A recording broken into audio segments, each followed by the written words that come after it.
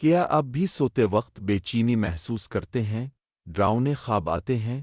رات میں بار بار نہیں کھلتی ہے؟ تو آج کی ویڈیو صرف آپ کے لیے ہے۔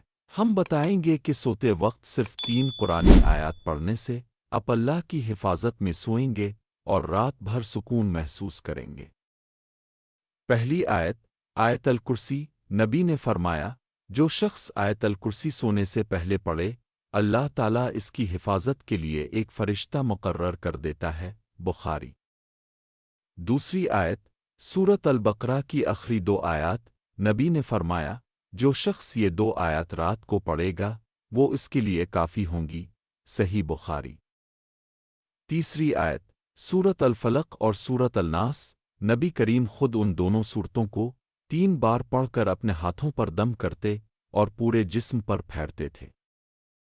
1 سوتے وقت باوضو ہو جائیے۔ 2 آیت الکرسی 1 بار۔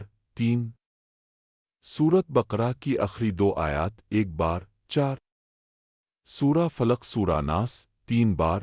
5 دم کر کے ہاتھ چہرے اور جسم پر پھیری۔ 6 دائیں کروٹ سوئیں اور اللہ کو یاد کرتے سوئیں۔